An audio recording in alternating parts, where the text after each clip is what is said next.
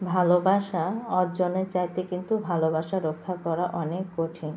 আপনি আড়াল থেকে মানুষের পিঠে ছোবল দিবেন, কিন্তু দূর থেকে আবার ঠিকই মজা লুটে নিবেন, তা তো হয় না।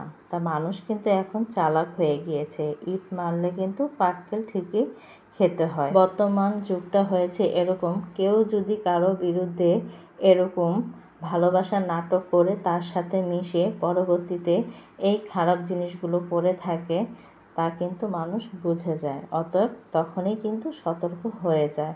এখন আর সে আগের দিন নেই, বোকার মতো আপনার সব কিছুই মেনে নেবে। তাই কিছু বুদ্ধিমান মানুষ কি করে, এসব মানুষ থেকে নিজেকে কিন্তু আস্তে আস্তে দূরে সরিয়ে নেয়। কারণ তার সাথে মিশলে, তার সাথে কথা বললে আমার ক্ষতি ছাড়া কখনোই লাভ হবে না। এই কারণে আসসালামু আলাইকুম এভরিওয়ান, আপনারা সবাই কেমন আছেন? আশা করি ভালো আছেন। আমিও আল্লাহর অশেষ রহমতে ভালো আছি। কাছে বা দূরে, দেশ এবং দেশের বাইরে যে যেখান থেকে আমার ভিডিওটা দেখছেন, আপনাদেরকে অসংখ্য ধন্যবাদ। আর ভিডিওটা দেখার শুরুতে একটা লাইক দিয়ে ভিডিওটা দেখা শুরু করবেন। আর যদি ভিডিওর কোনো অংশ ভালো লেগে যায় তাহলে অবশ্যই আমার চ্যানেলটা সাবস্ক্রাইব করে আমার পাশে থাকবেন। ফজরের নামাজের সময় কিন্তু আমি উঠেছি, উঠে নামাজ আদায় করে একটু ব্যালকনির সামনে গেলাম। দেখলাম যে ফুলগুলো মাশাআল্লাহ খুব সুন্দরভাবে কিন্তু ফুটছে, তা সেটাই আপনাদের সাথে একটু ভিডিও করলাম। কারণ ফজরের আজানের সময় কিন্তু শীতল একটা আবহাওয়া বসে, তখন কিন্তু বারান্দায় ব্যালকনির সামনে দাঁড়াতে ভালোই লাগে। তা আমিও কিছুক্ষণ দাঁড়িয়েছিলাম। তা এখানে দেখেন, এটা হয়েছে প্রায় 9টার দিক দিয়ে। এই তো নাস্তা করে নিয়েছিলাম, ঘরের সমস্ত কাজ কাম সেরে। তারপরে এই তো এখন দেখেন, আজকে এনেছি নেহারি আর রুটি। আর এই নেহারি রুটিটা আমার অনেক পছন্দের, তা আমি আবার কিছু ছিঁড়ে ছিঁড়ে ওখানে রেখেছি, কারণ আদনানের বাবা রেখেছে। কারণ আমি যেহেতু ভিডিও করছি, এক হাতে মোবাইল আর এক হাতে দিয়ে আমি খাচ্ছি। আর আম্মা আবার বলছে যে তাহলে আমি এখানে তোমার প্লেটে একটা একটা করে দিই। পরে বললাম যে না, দেখেন আমাকে সবাই কম বেশি সাহায্য করে থাকে। আর ভিডিও করার সময় দেখা যায় অনেক কিছুতেই আমরা কিন্তু অনেক কিছুর সম্মুখীন হয়ে থাকি। অনেক ঝড়-ঝাপটা পেরিয়ে কিন্তু আমরা একটা ভিডিও বানাই। যারা আমরা এই মিডিয়া জগৎটা এখন আমরা কাজ করছি, যারা আমরা এই অনলাইনে, তারা কিন্তু আমরা বুঝি যে আমাদের অনেক ঝড়-ঝাপটা পেরিয়ে তারপর মনে করেন যে আমরা এই কাজগুলো করে থাকি। অনেক জায়গা থেকে বাধা বিপত্তি কিন্তু আমাদের এসে থাকে। কিন্তু আলহামদুলিল্লাহ এখানে একসময় সাপোর্ট পাই, আবার পাইও না। তারপরে কিন্তু হাল ছাড়িনি, ধরে রেখেছি। জানি না কতটুকু পারবো আপনাদের মাঝে ভিডিও করতে, কারণ তেমন একটা ভিউ হয় না। আর মনে করেন যে সবারই মন মানসিকতা ভেঙে যায় আস্তে আস্তে। কিন্তু তারপরে যে আমি এতটুকু পর্যায়ে এসে ধরে রেখেছি, আলহামদুলিল্লাহ ইনশাল্লাহ দেখে ছাড়বো যে শেষটা কি হয়। জানি না কখনো সফল হতে পারবো কি না, কিন্তু যদি নাও হই তাও ধরে রাখবো, কারণ ভালোই লাগে।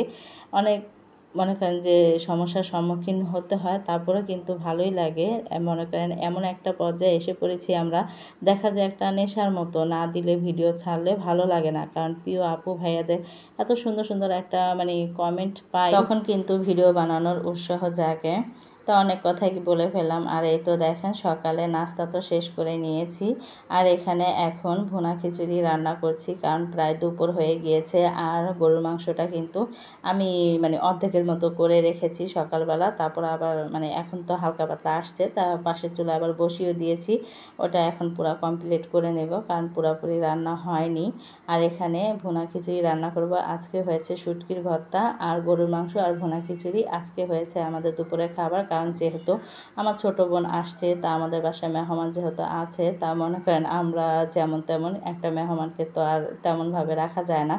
মেহমান আসলে তাকে তো ভালোভাবে আপ্যায়ন করতে হয়। আর অতএব বোন কিন্তু আমারই, কিন্তু ও তো অনেক দিন পর আমাদের বাসায় বেড়াতেই আসছে ধরতে গেলে। কারণ যখন মেয়েদের বিয়ে হয়ে যায় তখন শ্বশুর বাসাটাই কিন্তু তাদের আপন হয়ে যায়, বাবার বাসাটা কিন্তু তখন পর হয়ে যায়। তখন কিন্তু কিছু দিনের জন্য বেড়াতে আসে।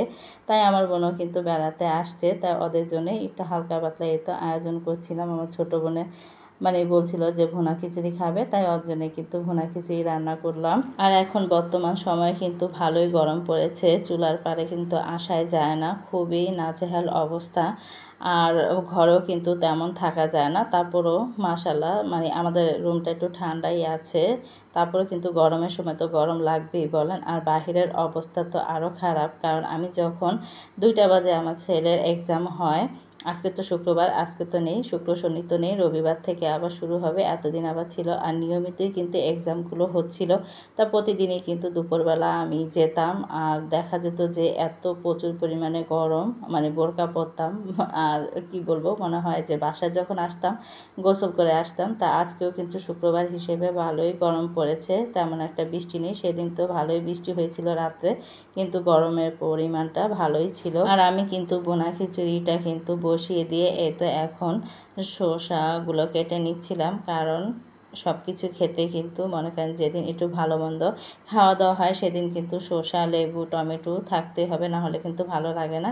এখন মনে হয় টমেটোর দামটা একটু কমেছে, কিছুদিন আগে কিন্তু টমেটোর একটা ভালোই দাম ছিল, মানে খাওয়া যেত না, প্রচুর পরিমাণে দাম। আর আমাদের অবস্থা হয়েছে এরকম যে বেশি দাম হলে সে জিনিসটা দেখা যায় তখন আর খেতে পারি না, দামটা যখন কমে তখনই আমরা একটা মানে খেতে পারি, এরকম একটা অবস্থা। কারণ মধ্যবিত্ত ঘরের বউ যেহেতু হিসেব করে চলাটাই হয়েছে আমাদের সব কিছু। যেই সিজনে যেই দামটা কম সেই জিনিসটাই কিন্তু আনার চেষ্টা করি, কারণ কি দেখা যায় একসময় অনেক শখ লাগে, তখন কিন্তু মনে করেন সব জিনিসই নতুন নতুন শাক সবজি তরি তরকারি মানে বাজারে উঠলে সেই জিনিসটা কিন্তু আমরা একটু দাম হলেও খেয়ে থাকি।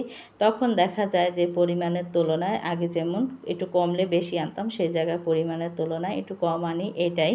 কারণ যেমন আয় তেমন তো ব্যয় করতেই হবে, শখ তো পূরণ করতেই হবে। বললামই তো যে যখন মনে করেন যে দাম বেশি তখন কম এনে খাই, মানে খাওয়া পরে, এমন না যে খাওয়া পড়ে না, খাওয়া পরে কিন্তু কম এনে খাই। আর যখন দামটা একটু, এই যে এখন একটা উদাহরণ দিচ্ছি, যেমন সিমের কেজি 200 থেকে 250 টাকা, তা এখন তো আমি 1 কেজি আনাটা আমার জন্য টাফ হয়ে যায়, ধরলাম 200 টাকায়, তখন আমি কি করব, আমি কিন্তু এক পা সিমে আনলে কিন্তু 50 টাকা পড়ে, তাই এক পা সিম কিন্তু মনে করেন যে আলু দিয়ে রান্না করলে খুব সুন্দরভাবে হয়ে যায়। হ্যাঁ, তা এরকমভাবেই এনে খাই, মানে কোনো জিনিস বাদ দিই না, সব কিছুই খাই, কিন্তু পরিমাণের তুলনায় দাম যখন একটু বেশি থাকে খাওয়া পরে কিন্তু একটু কম এনে খাই, এটাই। আর এখানে দেখেন কথা বলতে বলতে আমার কিন্তু ভুনা খিচুড়িটাও নেড়ে চেড়ে নিচ্ছিলাম, আরও কিছুক্ষণ হবে, আরও কিছুক্ষণ দমে দিতে হবে।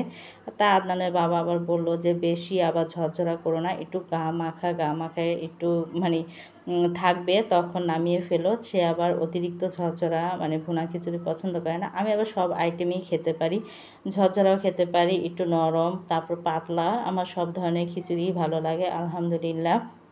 কারণ আমার খিচুড়ি হলেই হয়, কারণ খিচুড়িটা আমি অনেক পছন্দ করি, এই কারণে। আমার কিন্তু সকাল 9টা বাজে গ্যাসটা চলে গিয়েছিল, কিন্তু আসছে 1:30 বাজে, তা আমি নামাজটা আদায় করে তারপরে এসে দেখি যে গ্যাস আসছে, তারপরে কিন্তু রান্নাটা আমি বসিয়ে দিয়েছি। কারণ আমাদের ঢাকা শহরে এখন বর্তমানে যে গ্যাসের সমস্যা, কোনো কিছু করার নেই, তারপরে যে আলহামদুলিল্লাহ আমরা যে পাচ্ছি এটাই অনেক। আমাদের এখানে এখন 1 সপ্তাহ ধরে দেখা যাচ্ছে যে 9টা বাজে একেবারে ফুল গ্যাস চলে যায়, কিন্তু 2টা 3টা বাজে এসে পড়ে। আবার অনেক জায়গায় দেখা যায় যে আসেই না, আবার অনেক সময় আমাদের এখানে 10টা 11টা 12টা তুরিও মানে অল্প থাকে, খুবই সামান্য, মানে দেখা যায় যে একটু চা গরম করে খাওয়া যায় এরকম।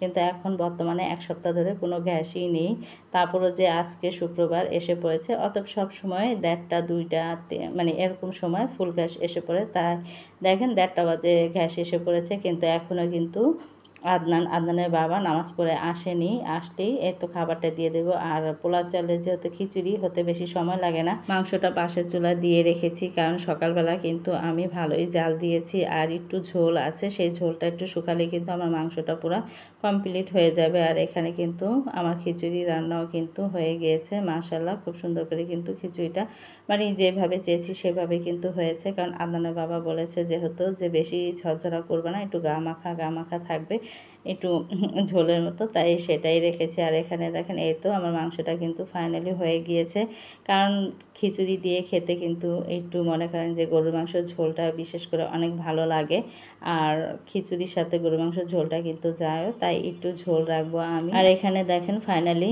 এই তো রান্না হয়ে গিয়েছে, এখন সবাই মিলেই খেতে বসবো, তাই ওই ঘরে কিন্তু অলরেডি সবাই বসে পড়েছে খাওয়ার জন্য।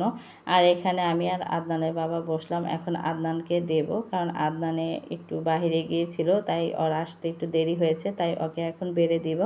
আর আমাদের রুমে বসে পড়েছে, কারণ আমাদের ডাইনিং রুমে বসার চাইতে কিন্তু সবাই রুমে বসাটাই অনেক পছন্দ করে। আর আমার বোন যেহেতু ক্যামেরার সামনে বেশি একটা আসে না, আসতেই চায় না, আমি দূর থেকে মাঝে মাঝে দেখা যায় যে একটু ক্লিপ নিয়ে থাকি এরকমই। আর মনে করেন যে অনেকেই ক্যামেরার সামনে আসতে চায় না, যারা আসতে চায় না তাদেরকে কিন্তু জোরও করি না, আর যারা আসতে চায় তাদেরকে দেখাই এরকম। কারণ সব সময় যেহেতু আমরা ভিডিও করি, দেখা যায় অনেক সময় যে অনেক মানুষেরই আমরা ভিডিও করে থাকি, পরে দিয়ে তারা যদি বলে থাকে যে না আমাদের ভিডিও করেছে কেন, ডিলিট করে দাও, তখন কিন্তু একটা অন্যরকম লাগে। বললামই তো যে আমরা ভিডিও যদি করি আমরা যারা, তারা কিন্তু আমরা অনেক কিছু আমাদের পোহাতে হয়, কারণ অনেক কিছুর সম্মুখীন আমাদের হতে হয়। এরকমও প্রথম বুঝিনি, দেখা যায় গিয়েছে যে অনেক ভিডিও আমার ডিলিট করতে হয়েছে, যে তাদেরকে মানে তখন বুঝতাম না, বলতাম মানে মনে করতাম যে আমি যেমন সবাই তেমন এরকমই, কিন্তু যখন বলতো যে না আমার ছবিটা কেটে দাও, কিন্তু তখন তো আমি ভিডিও ছেড়ে দিয়েছি, তখন কিন্তু অনেক ভিডিও এরকম ডিলিট করে দিতাম। কিন্তু এখন আর তা করি না, যার আগেই ভিডিও করার আগে যদি অপরিচিত মানুষ হয় তাদেরকে অনুমতি নিয়ে নিই, আর যদি তারা যদি না করে না, আর অতএব আমি বেশিরভাগ সময় দেখাই কি মানে না দেখানোর চেষ্টাটাই করি বেশি, কারণ বাহিরে গেলে বাহিরে ঘোরাফেরাটা একটু দেখায়, রান্না বান্না এগুলোই কিন্তু বেশি দেখায়। আর অপরিচিত মানুষ মানে আমার আত্মীয় স্বজন মানে যারা ইচ্ছুক তাদেরকে দেখায়, আর যারা ইচ্ছুক না তাদেরকে দেখাই না। কারণ আমরা অনেক ক্ষেত্রে অনেক সময় এই ভিডিও করতে যে এত কিছু যে আমরা শিখেছি, জেনেছি, মানে বলার ভাষা নেই। যারা আমরা ইউটিউব চ্যানেলে কাজ করি, ফেসবুক মানে মিডিয়া জগতে এই তো কাজ করি, তারা কিন্তু আমরা অনেক কিছুই শিখেছি অনেক মানুষের কাছ থেকে, ঠিক না? দেখা গেছে যে এমনও সময় যে এই সময়টা আপনাকে কেউ সাপোর্ট করবে না, কারণ বরঞ্চ আপনার আত্মীয় স্বজনই আপনাকে সাপোর্ট করবে না, করবে যাদের আপনি চিনবেন না, তারাই কিন্তু আপনাকে সবসময় সাপোর্ট করে যাবেন। হ্যাঁ, আর মনে করেন নিজের আত্মীয় স্বজন মনে করে যে ভাইরাল যদি হয়ে যায় বা ও যদি একটা ইনকামের পথ করে, মানে কি বলবো, অন্যরকম একটা পর্যায়, এটা মনে করেন আমরা যারা করি তারাই আমরা ফেস করে থাকি। তাই এটাই আল্লাহ ভরসা, আল্লাহ চাইলে সব কিছু হবে, আল্লাহ না চাইলে কোনো কিছুই হবে না, আল্লাহর উপরে ভরসা। আর এখানে দেখেন আপনাদের ভাইয়া আর আমি কিন্তু খেয়ে নিচ্ছিলাম, আর ছেলেকে দিয়ে দিয়েছি, আর ঘরে বসে কিন্তু সবাই খাচ্ছে। তা আপনাদের ভাইয়াও মাঝে মাঝে বলে যে আসো ঘরে বসে খাই, তা আমি আবার না করে আমি করি না, আমি যেহেতু ভিডিও করি তাহলে টেবিলে বসো, টেবিলে তো বেশি বসো না, কিন্তু শুক্রবারে একটা দিন বসো সবাই। তাই আপনাদের ভাইয়াও বসে, কিছু বলে না তেমন। আর হাজব্যান্ড যেহেতু একটু সাপোর্ট করে, তাই এদিক দিয়ে একটু আর একটু আগিয়ে থাকি, আর কিছু করার নেই। আর এখানে দেখেন মাশাল্লাহ কি বলবো, খিচুড়িটা এত মজা হয়েছে, শুটকি ভর্তা দিয়ে খেয়েছি, আর ভর্তা অনেক ঝাল হয়েছে, তারপরে আলহামদুলিল্লাহ অনেক মজা করে খেয়েছি, সবার কাছে অনেক ভালো লেগেছে। তা ভিডিওটা আর বড় করব না, সবাই ভালো থাকবেন, সুস্থ থাকবেন, আমাদের জন্য দোয়া করবেন, আমরা আপনাদের জন্য দোয়া করি। আল্লাহ হাফেজ।